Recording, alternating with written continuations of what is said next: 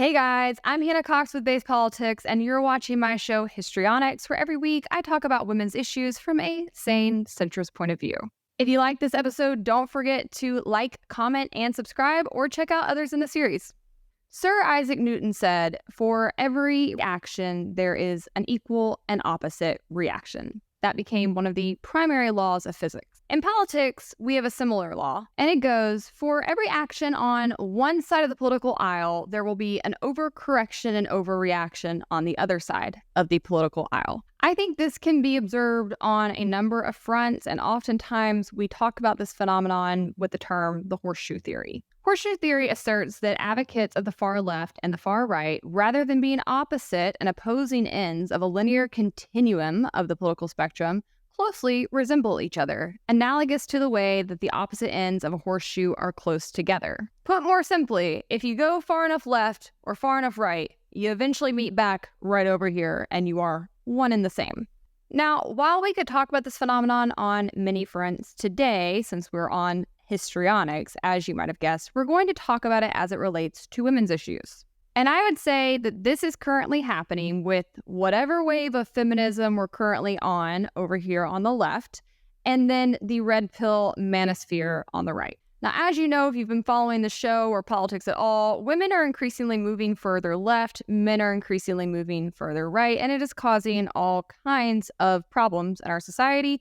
And the implications for what that means for us politically, I think, are concerning. But while these two groups are often presented as a contrast to one another, my hypothesis for you today is that they're actually one and the same, and I am going to seek to prove that. Now, before we dig into it, I want to be very careful with my language here, because I cannot stand how feminism has become an insult on the right, how it's often used to lump a whole bunch of people together who actually don't hold similar views. I am a feminist. Feminists are people who merely believe in the equality of the sexes. I would say that the current wave of feminism is not that, right? They don't really believe in the equality of the sexes. They actually tend to kind of hate men. I have as little in common with those women as I do most of the men in the red pill community, who I think, for the most part, hate women too. So I have a problem calling these women feminists. I think there needs to be another term, because first and second wave feminism were absolutely essential and important and necessary in this country, and they're still very important and necessary in other places to this day. First wave feminism was, of course, the fight to get the right to vote, just to be represented in society. Then you had second wave feminism that came about in the 60s and 70s, and it had a lot more to do with women getting the right to work, to be in the workplace, to open businesses, to be able to open credit cards under their own names. And then you had third wave feminism that came about in the 1990s. I would say third wave feminism was still important, it still mattered, but it dealt a lot more with social issues versus political ones, because at that point, women were equal under the law in this country. So third wave feminists started focusing on things like sexual harassment in the workplace. They started focusing a lot more on intersectional issues, so paying attention to women of color and their struggles, which had often kind of been excluded in the conversations around first and second wave feminism. But by the turn of the century, most of these movements had accomplished their goal. And honestly, I kind of think that's where the need for overt feminism, or at least organizing around it in this country, sort of dipped off. But the problem that you see in politics is that when movements arise, you often have organizations that start forming, they start bringing in a lot of money, and when they accomplish their goals, they don't want to just shut down. They want to keep bringing in money, they want to keep being in the spotlight, and so they'll often pick up other issues to work on, they'll turn their attention elsewhere. We've seen that same thing happen in the LGBTQ community. Once these organizations accomplished gay marriage, they didn't just pack up and go home. They've now turned their attention to trans issues, which is why we all have to talk about it ad nauseum. Our awareness is at an all-time high. That's great. I guess now we can put our efforts into helping people on the streets. As the wife of a surgeon, I'm all about helping people. But we're a mega successful nonprofit, not some charity. And so now what we have is, I guess, fourth wave feminism, and it's a wreck. So if people critique feminism and they are merely discussing this current wave, I'm mostly with them. My problem is, because we haven't defined our terms very well, oftentimes people are using it to try to smear all of feminism in its history, and that I have an issue with. But the current wave of feminism is focused on things that I think are not only unnecessary, but often counterintuitive to the principles I think are best for all people, especially women. Today's feminism movement is, I would say, permeated by a victimhood mentality. There's often a real sense of entitlement, and many of these women do just hate men. You know what really annoys me? Like, what really just like, oh, I just find it so frustrating. I'm not gonna pussyfoot. I'm just gonna say it. I'm gonna tell it like it is. It's when men.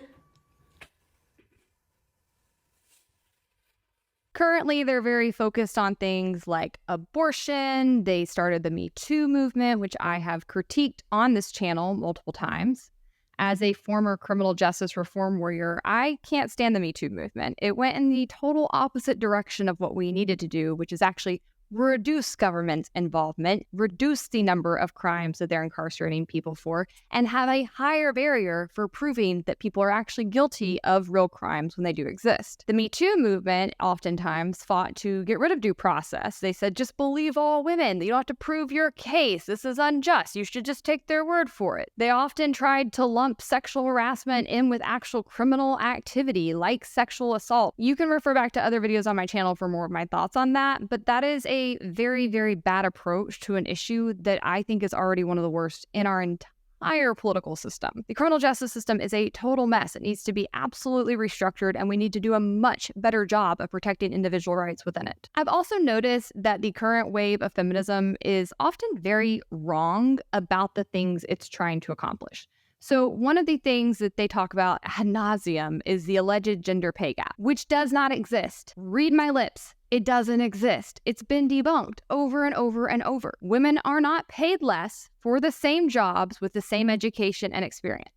What happens is women pick jobs that pay less money. They often gravitate towards fields that require less hours, that allow more remote work, that have less manual labor included, and thus they are paid less because of the jobs they choose. They're also more likely to take time away from the labor force. But they continue to beat this drum even though it's been illegal to pay women less than men since 1963. As a whole, the fourth wave of feminism is mostly a Trojan horse of a vehicle to advance socialism. There is a very big government and often anti-capitalist agenda that courses throughout it. There is a real erosion of individualism within its ideology, and ultimately, many of its goals actually undermine civil rights. Socialism and communism are bad for everyone. You can tune into much of the work I've done in the past talking about this, especially the debate I did on the Jubilee Network against communists not long ago.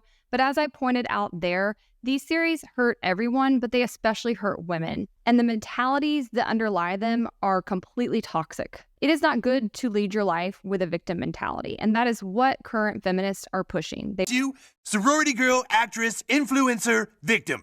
Yeah, that's totally me. They want people to feel like victims. They want them to feel helpless. They want them to have a lot of social divides against other people and feel that they've been wronged, because then they can come in as the big solution with all of their big government ideas as your strongman that's going to save you and fix your life. These kinds of philosophies not only hurt people on a macro level because they are bad for the economy, they're bad for people who want to increase their quality of life. They hurt people on an interpersonal level because they keep you trapped in a mentality of not having any agency or the ability to shape the world around you. That's demoralizing, and over time, it makes people absolutely miserable. And this is one of the main reasons I have opposed fourth wave feminism so hard. It goes against my core beliefs of free market capitalism and individualism and limited government. It's part of why I started this show. I cannot stand the anti-woman stuff coming out of the right lately, but the left does not offer a good alternative for women either. I not only think that the principles of a limited government and individualism and free markets are good for society, good for the economy, I think they're ethical, and I think they are the theories that lead to the greatest enjoyment of life for the most people. They lead to natural cooperation. You have to be able to work with people around you in order to get things done in these systems. They help foster diversity. These are good systems for people. They forge community. These are bonds that we see breaking down in our society because we are consistently moving away from these principles. And nowhere is that more evident than when it comes to women's issues, especially when you start talking about dating and relationships and marriage. And what's really interesting, I think, about this, and why I think the red pill manosphere Manosphere is just a mirror image of fourth wave feminism is because they are both selling an ideology that is trying to entrap people, that makes them feel like victims, that reduces their likelihood of being able to get into successful relationships, that makes them distrust and hate the opposite gender. And boy, is it working. Just look at society. We see fewer and fewer people forming lasting relationships. We see fewer people getting married. We see more kids being born into single-parent households. Relationships and marriage and families are good for people. Yes, there is some work that needs to be done so that heterosexual couples have more equitable partnerships, but that doesn't mean that they should be avoided. And yet, that's what both of these ideologies are preaching. The Manosphere often claims to have launched as a reaction to feminism. If you listen to these men, they'll tell you feminism has ruined everything. It's completely destroyed society. It's created an unlevel playing field for them. All these women just hate men. It's ruined the women out there. No women are any good in Western cultures anymore. But if you listen to them talk, they actually just sound like most of these fourth wave feminists. They're bitter, they're angry, they're lonely, they aren't able to form bonds with the opposite gender. They lack agency, they feel like victims. They aren't actually offering an alternative to feminism at all. Instead, it's just merely an overcorrection being put into a conservative package and sold to men. And I'm concerned about this not just because as a woman, I don't like anti-women sentiments taking hold anywhere, but I'm also concerned about it because traditionally the right has been the best vehicle to advance capitalism, to advance limited government and pro-individual ideas. But as these men continue to take over conservative spaces, they are turning off women in droves. And newsflash, women are 50% of this country. You cannot really have a successful political movement that completely exempts them. And it will completely exempt them if this rhetoric keeps up. Because while the left might be selling absolutely ruinous ideas economically, at least they sound nice. At least they sound like they like women. And so that's going to continue to attract women more and more. And ultimately, we will lose capitalism in this country if we don't kick these guys out of these spaces. People have got to learn to police their movements, police their spaces. Who you associate with matters.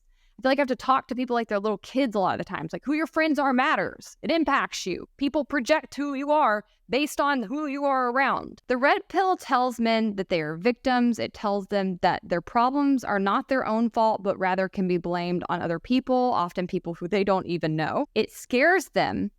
It intentionally works to scare men away from relationships and marriages. It works to make men afraid of the other gender in many ways. And ultimately, like fourth wave feminism, it convinces these men that they need big government solutions in order to solve all of these very big problems being created by women. Now, interestingly, when I was comparing these two movements, I found not only these similarities, but I also found that just like fourth wave feminists, the Manosphere and red pill communities get a lot of stats wrong.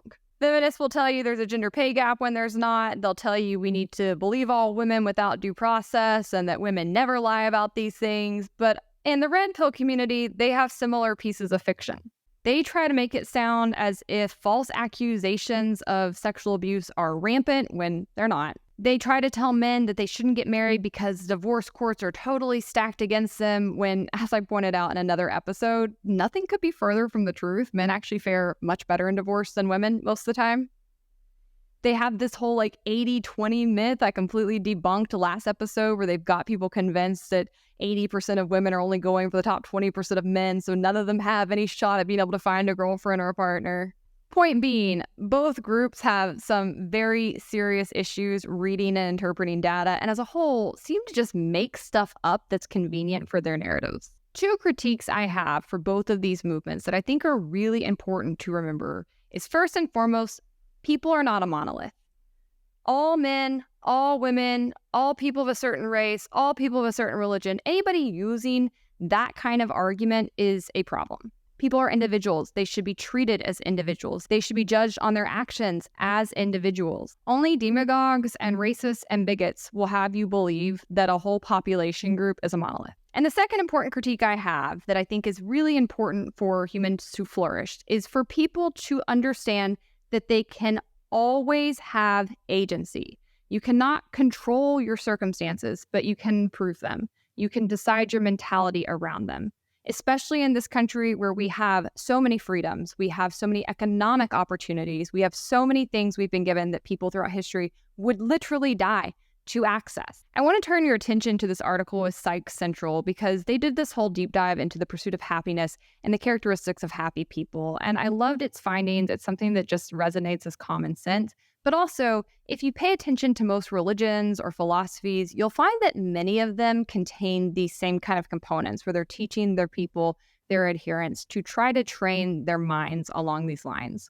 The first thing they say is that happy people like themselves. They see themselves as emotionally and physically healthy. They believe they are more ethical and intelligent. They believe they are less prejudiced and better able to get along with people. I don't think you could look at most people in the red pill community or in the fourth wave feminist community and say, those people seem to really like themselves. They don't. They are so overcome with self-loathing and shame and aggression. The second thing Psych Central says is that happy people feel a sense of personal control.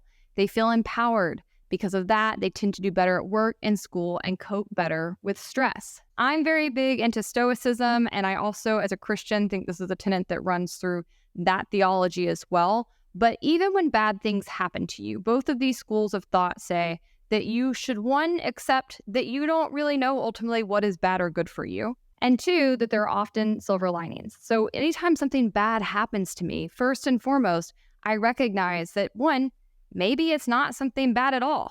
Who could even say at this point? I might be able to say sometime in the future that was a bad thing that happened or that was a good thing that happened. But honestly, sometimes you're very wrong. Some of the worst things that happen to you end up being some of the best things that can happen for you and oftentimes open up new doors, new opportunities. They redirect you. And I'm so thankful that I've grown up with these ideologies and this mentality because it keeps me from ever getting truly knocked down. I'm always able to reframe. And then importantly, I've also always been taught that while you can't control your circumstances, you can control what you do next. Happy people have a sense of being able to shape the world around them. They are people of action and they don't stay stuck in a rut even when life knocks them down. Again, I don't think you could say that about the people in these communities. A few other points they make is that happy people are optimistic. I haven't seen anything optimistic come out of the red pill community literally ever. It is all doomsday. And kind of the same with fourth wave feminists. I feel like they tend to maybe be a little bit more optimistic about their ability to change things, especially in the political climate, but they don't seem to be optimistic about humanity, right? About where they're going in their relationships, about the world around them. It's very pessimistic. It's very gloomy. You watch this content and you just feel like you need to go sit in the sun for a minute just to get a little vitamin D back. Lastly, they go on to note that happy people have close relationships. They say that shows up most obviously in surveys, which tell us that married people are usually happier than unmarried people, but it's not a question of marriage. Close relationships of any kind tend to help people be happy more readily than they would be without. And again, both of these groups are telling people the opposite, right? They're saying stay single, avoid the opposite gender. It's too dangerous. It's too risky. I think you can judge political and social movements largely by their outcomes, and you don't have to look very far to see that both of these schools of thoughts are ruining people's lives who fall into them. There is currently a loneliness epidemic in this country. It's gotten so bad that the federal government has created a whole agency to study it. Not that I support that, but just saying the Surgeon General is peak worried about this. You also have a growing suicide epidemic in this country. There is a lot of isolation that has only been compounded since COVID. People are going out less. They're less involved in their communities. A startling number of men have never even approached a woman at all. These ideologies are not spurring these people to try to take control, to try to fix their lives. Instead, it's saying the deck is stacked against you. There's nothing you can do. You might as well just go home. They're not selling solutions. They're selling poison. And I think it's interesting because I have been noticing these similarities increasingly as I've been making this show. And I've just been thinking mostly around just how much both of these communities are stuck in a victim mentality, that they are very similar. But I hadn't seen this really talked about by others until the past week. I stumbled upon this conversation on Twitter. This is a girl I follow named Allie, and she said, if the left were telling men love and marriage will make you sad, avoid having kids, stay alone, you'll never succeed in leading a family, men would rightly call it a psyop. Meanwhile, a lot of men fall for the exact same talking points when they come from fake conservatives. So obviously I like immediately zoomed into this conversation. I got into the comments. I wanted to see what other people thought because I 1010% agree with her. And I think it's so interesting because the right has always claimed to be like pro-family values, pro-marriage, but you have these like two warring factions kind of both happening right now in the same space. You have the sector of men on the right who are really pushing trad wife life, who are saying women shouldn't be educated, they should stay home, they should get back in the kitchen. And a lot of these men are kind of red pill adjacent. But then you have the red pill saying, don't get married at all. It's a trick. They're going to clean you out and take you for all your worth. Avoid, avoid, avoid. So I can't really tell exactly where the right's going to fall when it comes to this conversation, but as a whole, traditionally, they have been very pro-marriage. And I would say it's inarguable that children absolutely thrive and do better when they are with two parents and in a cohesive home. So I thought her point was really interesting because you would think you would hear more top-line conservatives calling this anti-marriage stuff out.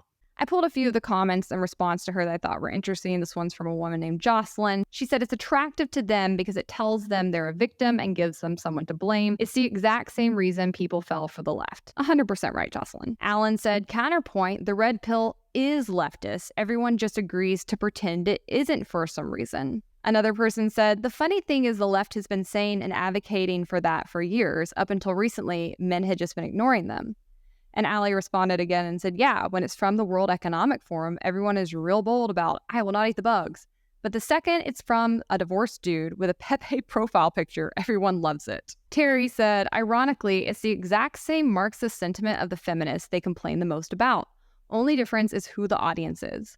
What's also ironic is the men struggle to recognize it's due to their emotions, which is also a huge talking point they have in regards to women. So I'm glad to see I am not the only one starting to notice that these two movements are exactly the same, and one's just for men and one's for women, and it has horseshoe theory all the way back around. Like, you guys are the same. It's so funny because you hate each other, but like, you are the same. And I want to briefly talk about this huge push by both fourth wave feminists and red pill against marriage, because I think it's so undermining to our very social fabric. I think it's very bad for people, and I really would expect to see more people starting to call this out. Interestingly, one of the only like big names I've seen do so in conservative politics is Michael Knowles over at the Daily Wire, which Michael Knowles and I have had no love lost between us. We don't agree on much of anything, but I want to show you this clip where he recently interviewed Pearl, and by interviewed, I do mean absolutely demolished her. Like, she looked so stupid in this debate. Go watch the full thing. It was highly entertaining. But I want to play you this one segment where he quite accurately diagnoses her views as distinctly left-wing. What's the argument for? What marriage is, why it's still good to do, no matter what the policies are, why man is inclined toward it. No, any policy? Yeah, I think marriage is always good. Any policy. Yeah, I think any country in the world at any time in history, it's basically good to get married. So a guy, so if they make a policy that, I'm trying to think of something crazy. I mean, even the policies that are today, it's like, you know, that if, so really any policy. Wait, what? What? You would say that you have a son, so your son got married and his wife got pregnant, and come to find out 5 years later, he's not the biological father. He's been living this life for the last 5 years. You're saying that you would advise your son to stay married to him. So the question, because I have a microphone on, was if my son were married and his wife cheated on him and had a kid by another man, would I support my son divorcing? I do not support divorce under any circumstances. So I think Matthew 19 and 1 Corinthians 7, where it says, you know, due to the hardness of your heart, you're allowed to divorce your wife under the pretense of sexual immorality. He doesn't say that. But so the question that was brought up from off camera was, what about the so-called acceptive clause in the Gospel of St. Matthew, where our Lord says, what God has joined, let no man separate, except for the case of porneia. And what's curious about this so-called acceptive clause, which in recent centuries, some Protestants have interpreted to mean that if your wife cheats on you, you can divorce her, but which had not been understood that way for the vast majority of the history of the church, and certainly and still is the case in the Catholic Church and elsewhere. I guess one way to understand that, and that apparent contradiction with the other synoptic gospels, which do not have the so-called acceptive clause, is to remember that St. Matthew is writing for a Jewish audience, and there was a live debate at the time over the exception, what type of adulterous exception that would imply. And so one way of understanding Matthew chapter 19 and the acceptive clause is to say, actually what he's saying is, let's ignore this whole sort of debate that's taking place between various Jewish groups and just get to the heart of the matter. But furthermore, the fact that you see it in the other Gospels not repeated with the acceptive clause would seem to bolster the traditional view of the Church, understood in the magisterium and the depositive faith, and articulated by the Vicar of Christ on earth, that no, you don't get to divorce just because you cheat on your wife. Also because it just at a natural level, that would create a perverse incentive such that if two people don't like each other, there's an incentive to just go out and cheat, and then you can dissolve the marriage. Okay, so if he's raising a kid that's not his, you would support them staying together. I oppose divorce in all circumstances. Yeah. Wow. That's a conservative view, not a liberal view. Yeah, I guess maybe I'm liberal in that one. Yeah. So, no, I think you're liberal in a lot of ways, and I think the red pill is liberal in a lot of ways, Yeah, which is why they're ironically just the flip side of the feminists. Now, I don't necessarily have Michael Knowles' exact hardline views on marriage. He is a traditional Catholic, so we're not totally theologically aligned, but I don't really believe in divorce. I think that there are some exclusions. He clearly has a different theological take on that, but I don't believe in divorce unless there has been abuse or cheating. I think those are really the only two times that you kind of have it out. Otherwise, I think you need to work on it. You made a promise to each other and to God, and oftentimes there's kids in the picture. Like, it's just not okay to get divorced at the rate that people do. And I believe that because I believe marriage is something that is beautiful and sacred and that should be worked on. And I think divorce is awful, and I think it ruins society. And I think that many people can be happy being single, but statistically we know that most people do better being married. There's nothing wrong with saying that, right? I don't like this whole pressure on people. A lot of people want to be married, have not found the right person. There's already enough pressure on people in that situation where they feel ostracized or they feel like they need to hurry up and find somebody.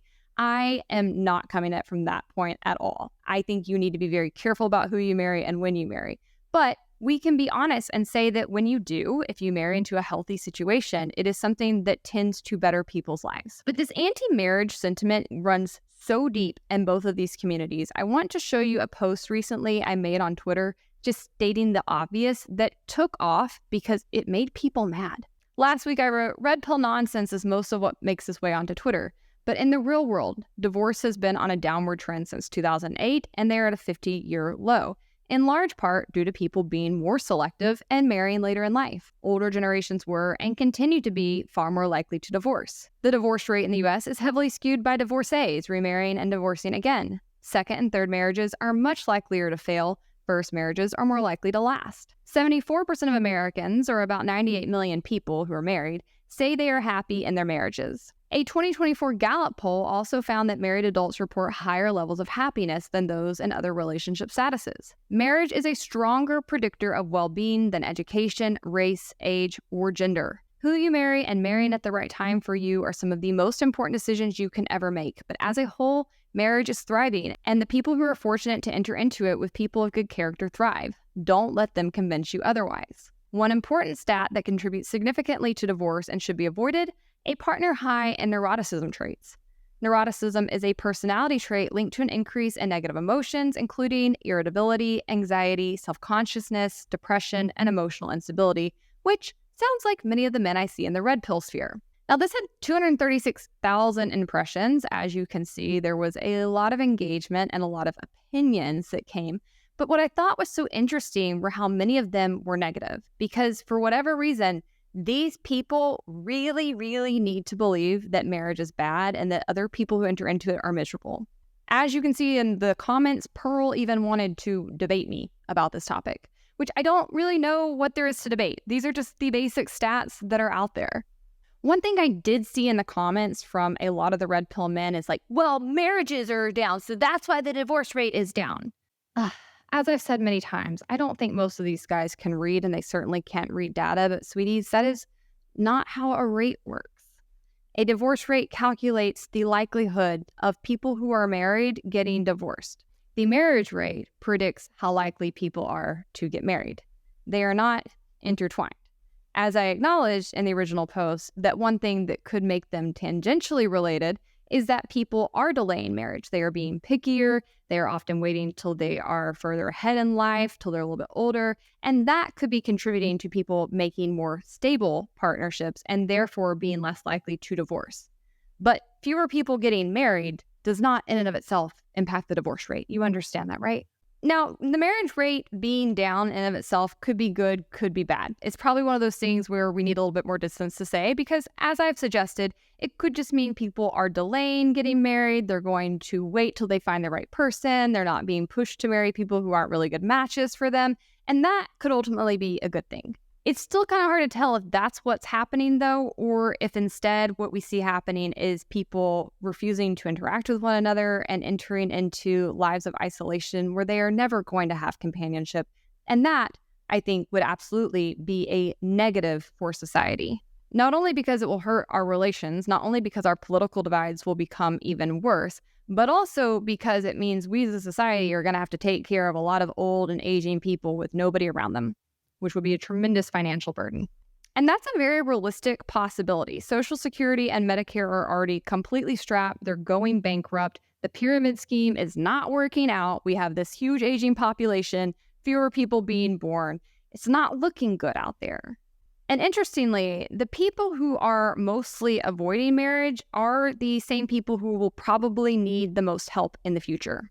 As this person pointed out in my comments, marriage has become an upper-class capstone project embarked on after ticking a bunch of other boxes: college, grad school, career. I'm not surprised today's marriages are healthier, given that the people getting married are the best and the brightest. The single biggest advantage of a university degree now is the assorted mating advantage it confers. Of course, the people married nowadays are people who will be successful in life, whether they marry or not. It makes me very sad that the people who would most benefit by marriage and pooling their limited resources are not marrying. And she is spot on, okay? I don't know if you've done any research into this or if you've been paying attention to it, but increasingly, it is wealthier and more educated people of both genders that are not only more likely to get married, but to stay married.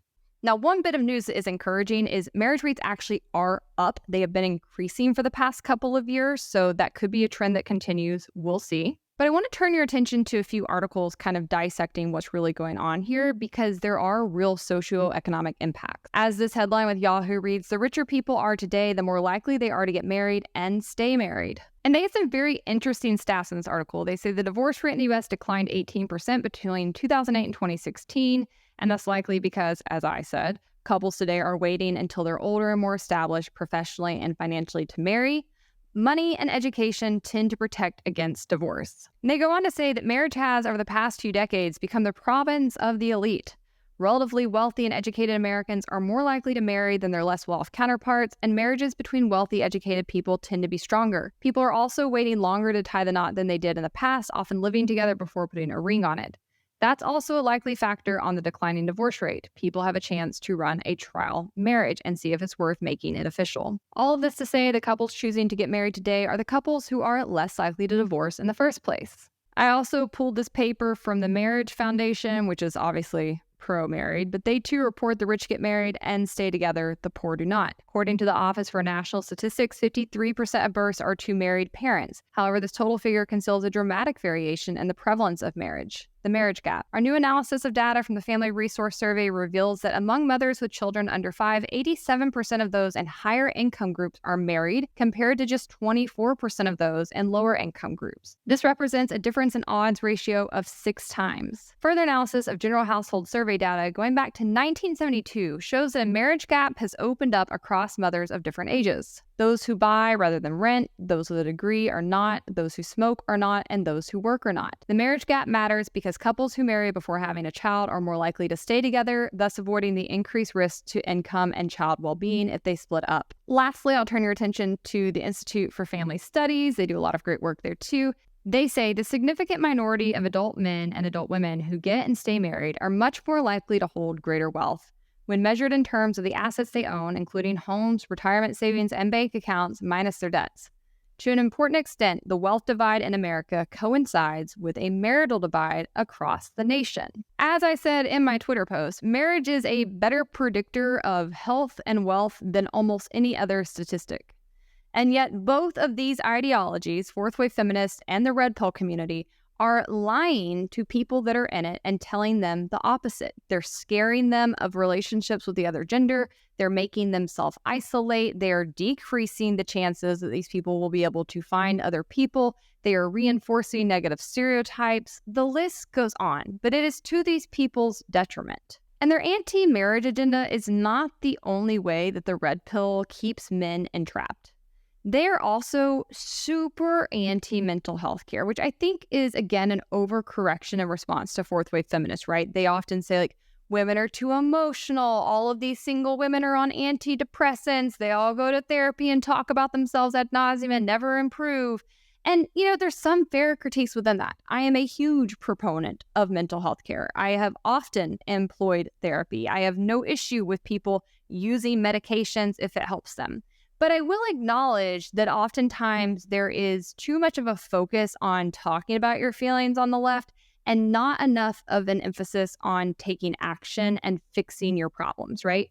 Even if you did not create the issues you're dealing with, it is still up to you to take action and better your circumstances. I do often see too many people who want to blame other people for their problems, who want to have a shoulder to cry on all the time. They don't actually want to get better. They don't actually want to fix themselves. And I think that there's a lot of bad therapists running around, right? Like, not all therapists are created equal. As a whole, if you are employing mental health care, you should be getting better over time, right? You wouldn't keep going to a doctor for a physical illness if you just kept having to go back to the same thing over and over and over. That's pretty much true with mental health care as well, barring somebody having like a very significant mental illness, right? Like some of those things you cannot fix or get rid of. You could only medicate them. But for the most part, if you're having depression, if you're having anxiety, if you're going to therapy, you should be getting better. You should be coming up with solutions. You should be making progress. But the red pill community looks at that phenomenon happening over here and overcorrects to the other extreme of saying that men should never talk about their feelings, that it's weak for them to show any emotions, that it's ridiculous to employ mental health care, that it's a red flag if a woman is in mental health care even. And this kind of crap gets men killed. That's what it does at the end of the day. It leads them into lives of quiet desperation, as the famous quote goes, and then many of them, unfortunately, take their own lives. So this is a woman named Farha Khalidi, and she is often on the Whatever podcast. That's where I've mostly seen her. I've seen clips of her from time to time. I think she is active on OnlyFans. I'm not really sure, but I like her clips when I see them because she seems really capable of holding her own against these guys on the show, which are mostly jerks. I want to roll this clip that aired on the Whatever podcast, and then I'll read you her response. And unfortunately, one of the things that nobody wants to talk about is that men are deleting themselves at unprecedented rates in society at the moment. And a lot of people will say, oh yeah, men should just talk about their feelings more. But unfortunately, what happens when you've got nowhere to go? A lot of the people who are deleting themselves are north of 40. That's the biggest age bracket. And a lot of the people in that bracket who are deleting themselves, it's because they've lost their family. They've had breakdown of relationships. They've been financially drained. And then they get to a point where they just, what's the point in even living? And then they end up on a noose. So she quote tweeted that video and she said men's rights activists are more interested in maintaining an anti-feminine aesthetic to their movement than actually espousing tips that help men. Yes, a lot of older men commit suicide partially due to relationship breakdowns. Divorced men are more likely to commit suicide than married men, but men should talk about their feelings more does still apply. Those who undergo talk therapy after a suicide attempt are 25% less likely to repeat the attempt compared to those who don't. If you truly want to mitigate that rate and not just use it as a talking point against random young chicks, then yes, you should be encouraging men to talk about their feelings and not just writing that advice off as soy feminist BS. There is nothing weak about a man showing emotions. There is nothing weak about a man getting mental health care. I think it often is the strongest men who do that, actually. We have come a long way in this country of overturning negative stereotypes around mental health care, increasing the number of people who have access to therapy, especially talk therapy, which I think can be very, very helpful for many people. It's unfortunate to see this regressive movement that is trying to bully men away from those resources. As I was preparing this podcast episode, I was scrolling through Twitter and I found this account, Red Pill Els, that was posting a lot of just really ridiculous content that's coming out of many of the voices of the Red Pill community. And I just want to flash some of them on screen. For those listening on audio, I'll read through them. But I think looking at what these men are looking like kind of helps you have insight into what's going on internally. And I really do believe that most of what they're being told is going to make them so much more isolated and so much more likely to be alone. And my hunch is that most of the men who are attracted to the Red Pill community are ending up there because things aren't going well, right? It's an old theory, but it's usually true that hurt people hurt people. Hurting people are attracted to ideologies that make them feel better about their circumstances. If you are a man and you're thriving and you're having a lot of luck with women and you're doing really well in life and you feel like you have agency and control in the first place, you're probably not going to be attracted to the Red Pill community. Just like I, as a woman who have always had pretty good experiences with men, who have great brothers, I have a great dad, I have great cousins, I have great male friends. I've always been pretty happy in those relationships. Now I have a great husband. I'm not attracted to whatever this is fourth wave feminists are selling. Like, that does not track for me whatsoever. So I want to acknowledge here, because while I want to condemn these ideologies and warn people against them, I do have a lot of empathy for people who are caught up in them, because you have to acknowledge that most of these people are probably struggling. But the problem is that they're struggling, they go looking for answers, or at the very least, they go looking for like sympathy, and they find it in these communities that then continue to pull them down. It's like a swamp, right? They get totally trapped in like sinking sand, and they can't even pull themselves out because these ideologies make them so much more unattractive to the opposite sex, make them so much less likely to form close bonds. And so they actually just keep getting pulled further and further down. This meme is one you often see circulate in Red Pill communities. It's a woman who's supposed to look ugly. She has pink hair. She's been made to look kind of ragged. She's wearing a t-shirt that says daddy. And at the top, it says, "Why am I still single?" And then their critiques, these are the things that they think are just, I guess, cardinal sins for women. It says tattoos, post selfies, have you seen Downton Abbey, has sexted before, votes, participates in the workplace, shows breast shape through clothes, daddy issues, which, God, I cannot handle it when men try to use daddy issues as an insult against women. It's an insult against the deadbeat dads, you lunatics. Anyways, they go on. Non-virgin. Wears eyeliner. That's my favorite one. I don't know what eyeliner did to piss off the Red Pill, but I guess it's a red flag for them. It's just kind of hikey funny. But like, the point is, if you are somebody who literally thinks like this, you think these are like true red flags for women, and any woman who has any of these things going on is just like unworthy, not a good candidate, you're not going to be left with a huge dating pool in the first place. And you're probably going to be writing off a lot of women who are great, who might be good life partners, who might have high character for really stupid, superficial reasons. Here's another one that Red Pill Els posted. They blocked out his name, I guess, because they don't want to contribute to him getting any more followers, which I support after reading this. But he wrote, "The Bible calls wives to please their husbands sexually, not the other way around. One of the most submissive acts of modern men is paying any heed to the desires of modern women. Ignore them all. They are irrelevant. Until she's on her best behavior, she deserves nothing." Like, I don't know what you think you're accomplishing here, right? You're not going to attract women with this stance of like, I can be awful in bed and you just have to like deal with it. Like, women are just simply not that hard up, dude. Also, that is such a gross misinterpretation of anything the Bible says, but I guess that's for another day. Here's another one they posted. I just want you to see how ridiculous this is. This is another girl I follow. Her name's Courtney. She's a very cute, very fit girl. She's kind of built like Marilyn Monroe, I guess, if you're listening on audio. But some of the Red Pill guys got a hold of one of her photos in a bikini where she looks amazing. And they literally are critiquing her here. They have circled her arm and her bathing suit top. And it says, "If you can somehow ignore the H cups, these pudgy arms tell quite a story regarding the looming wall." Like, this woman is objectively hot. She is definitely outside of the league of any of these losers who are commenting on her. She's hotter than most women, and yet they are still finding something wrong with her. They say that she has pudgy arms. This is ridiculous. She's a very thin woman, much thinner than the average American woman. And my point being, like, they are just so anti-woman. They will critique women of all ages. They will critique women of all beauty types, of all body sizes. Like, nothing's ever good enough, right? Because they just hate women, and they are teaching the men who follow them to hate women too. Here's another one that's just like, the stuff they're preaching is so unscientific and bizarre. It really is like stepping into a QAnon chat. This guy says there's a very good explanation why a man's children don't look or act like him. If a man gets married to a virgin, his children will have his qualities and they'll look like him. If a man gets married to a woman who has multiple body counts, they're obsessed with body counts, she will retain the DNA from the other man's sperm. That's just simply inaccurate, sir. That's simply inaccurate. He says that's why a responsible man's son might end up being a criminal for no reason. It's from one of the woman's past sexual partners. That's why a man's son will look completely different from him and act differently too. It's from one of his wife's past sexual partners. This is why it's important to get married to a virgin. Pure science. Oh, good Lord.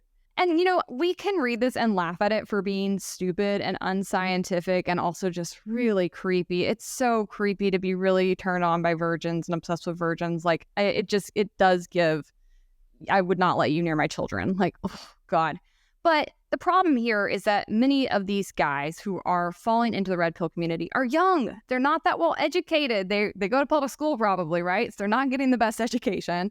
And they probably are much more susceptible to these kinds of narratives. And again, it's teaching them to write off the vast majority of women, that women are beneath them, that they need to be afraid of these like body counts for all these made up reasons. And it just continues again to suck them down, to make them so unattractive to women, to make them bitter and angry and to feel like just resentful all the time. This would literally be like drinking toxin day in, day out to get online and read this. And honestly, if you're a parent, you really need to be watching your sons. If you have teenage sons, man, you really need to be paying attention to some of this because it is something that's very easy to fall into. If you feel like a victim, if you feel like you're not the popular guy, if things aren't just falling in your lap, this kind of ideology can be very seductive at the beginning, but it is entrapping and it is ruinous. And as I said, what's wild is that a lot of the men falling into these communities are not doing so because they got burned, because they've been divorced, because they've been mistreated by a woman. No,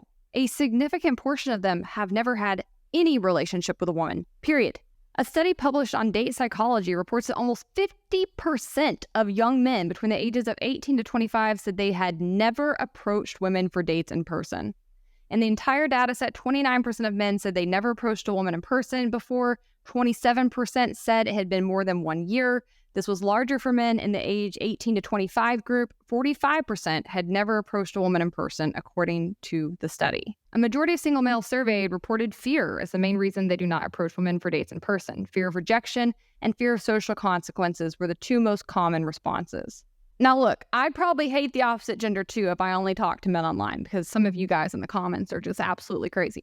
But in reality, this is a very, very sad statistic, and it is in large part due to these two ideologies, these two mirror ideologies, because you have the fourth wave feminists who are crazy, who are like, I hate all men, don't talk to me, winking at me as sexual assault, like just absolute lunacy.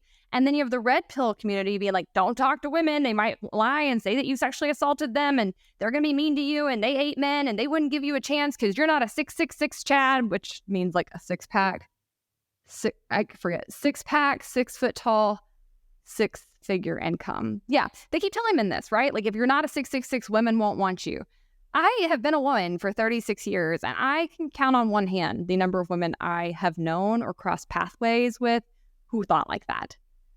But because these two groups are pushing this, these people are just not even interacting in person whatsoever. And I think it's sad. I think it's sad for the men. I also think it's sad for many of the women who are not into fourth wave feminism, who are just normal, regular girls who want to meet somebody who is nice to them, who they are attracted to. They want to get married. They want to have families. They want to have kids. That's the saddest part about these two ideologies is like you have a lot of people who really, really want to come together, and instead they're just being pulled further and further apart. According to another survey that was conducted by psychologist Andrew Thomas, 55.1% of men and 40.7% of women said they have felt a profound and enduring state of unhappiness, uneasiness, and discontent about their singlehood at some point in their lives. And that was according to a 2023 poll. Equal rights are good. They are important. They are ethical and essential. And it is a good thing that we had first, second, and third wave feminism. It is a good thing that we are now having conversations about how to conduct relationships in a more equal way. But what we need to continue to do is to have that conversation of how men and women can better come together, how they can better complement one another when all things are equal, how they can find value in one another, and ultimately how people can meet and find good partners for one another, how they can be good partners, be attractive to the opposite gender. Anyone teaching you to hate a whole population group, to see yourself as a victim, or to blame other people for your problems is your enemy.